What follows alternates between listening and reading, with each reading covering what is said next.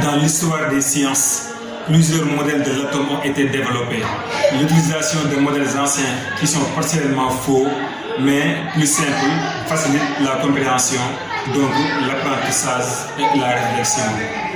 Bonjour, bienvenue à tous. Aujourd'hui, nous allons plonger dans l'histoire fascinante de la compréhension de la structure atomique, des premiers concepts de Dalton à la complexité de la mécanique quantique.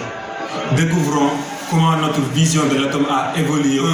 Le modèle de Dalton en 1808.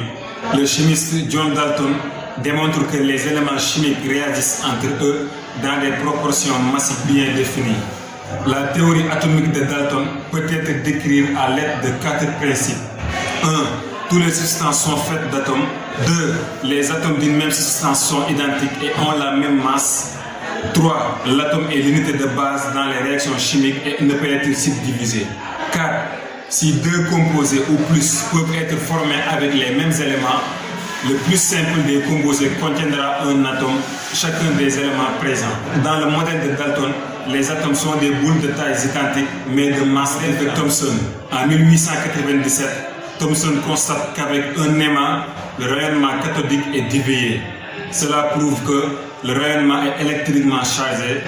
Thomson confirme ainsi l'hypothèse selon laquelle un courant de particules chargées négativement circule dans le rayonnement cathodique. On découvre ainsi l'électron.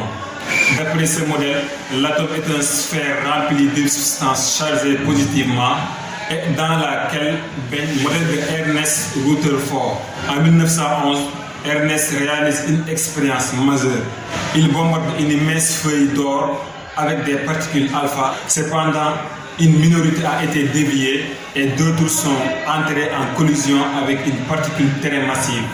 Il en déduit que les atomes sont principalement constitués de vide et que les déviations et collisions sont dues à la présence d'une particule très massive et chargée positivement qui est le noyau. Ainsi, Ernest propose son modèle appelé modèle planétaire, dans lequel l'atome est constitué d'un noyau autour duquel tournent les effets de Bohr.